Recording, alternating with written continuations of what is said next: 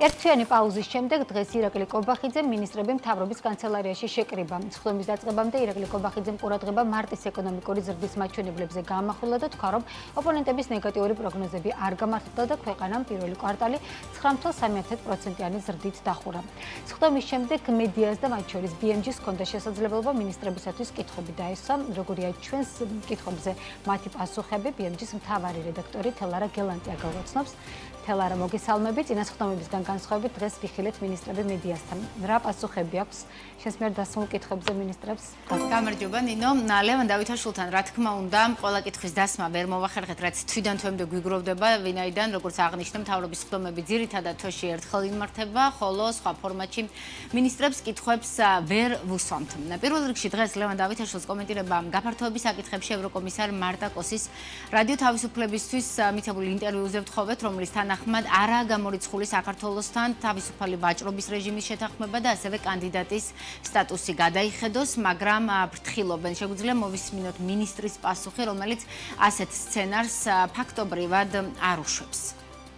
ჩვენი გადაწყვეტილებები არის სრულიად პასუხისმგებლიანი ჩვენი მოსახლეობის ინტერესებთან სრულად თანხვედრაში და ჩვენი გადაწყვეტილებებით პასუხს ვაგებთ ჩვენი მოსახლეობის წინაშე პირველ რიგში. შედეგების მიხედვით ჩვენ ვფიქრობთ, რომ ჩვენ საკმაოდ ეფექტიანები ვართ და მომავალშიც ეს ასე იქნება.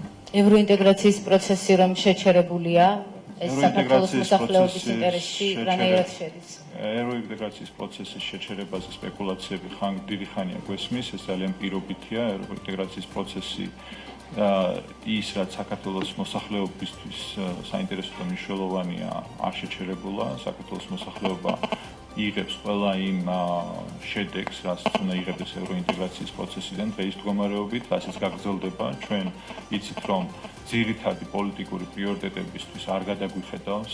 პოლიტიკური ლანდშაფტი გვესმის, რომ არის არაერთგვაროვანი ევროპაში, არის ევროპაში ქვეყნები, რომლებსაც აქვს თანხმედრი პოზიციები ზოგიერთ საკითხზე, ბევრ საკითხზე, ქართული ხელისუფლების პოზიციებთან. ამიტომ ზოგიერთი ქვეყნის პოლიტიკოსის გემოვნების მიხედვით, რა თქმა უნდა, ჩვენ ვერ ვიჩერებთ.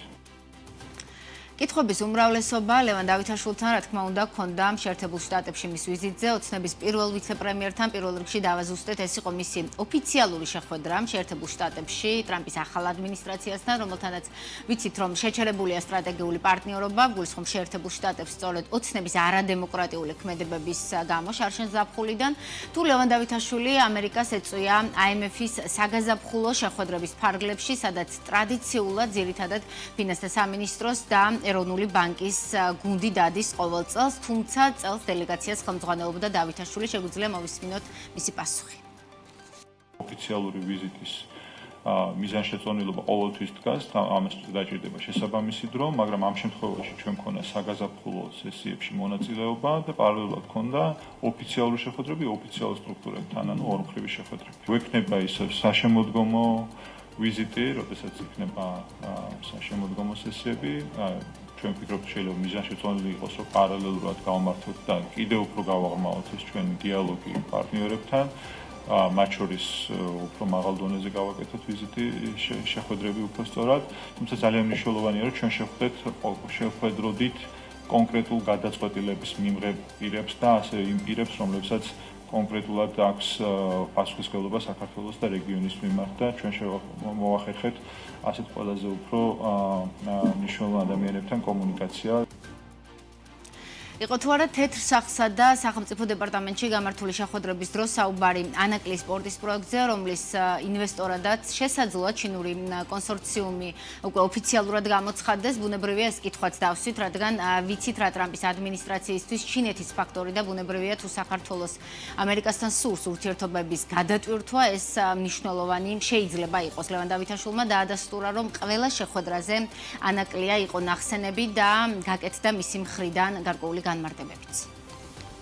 ვაზუსტებ, რომ არ არის არავინ შერჩეული, გამარჯვებული არ არის გამოვლენილი, თუმცა მაგრამ ერთადერთი იყო ეს თუ აღარ არის? ერთადერთია, რა თქმა უნდა, ჩვენ უკვე ბოლო დედლაინი გქონდა აპრილის ბოლოს მივიღეთ განახლებული წინადადება და გვჭირდება ალბათ ერთი თვე იმისთვის, რომ გადავამუშავოთ ეს წინადადება და შევაფასოთ რამდენად მისაღებია.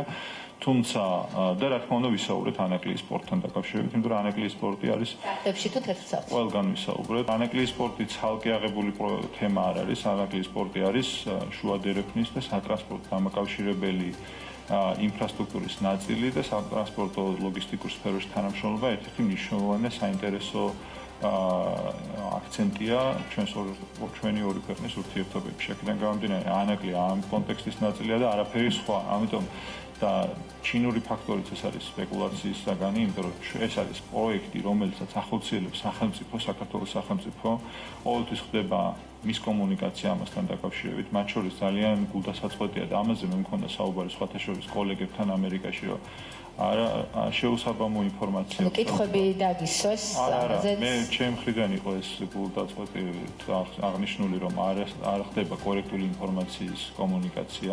ინფორმაციაც ამ დრომდე არის 59% შესაძლოა. შესაძლოა ყავდეს კერძო პარტნიორი, რომელსაც შეიძლება ჰქონდეს 59%.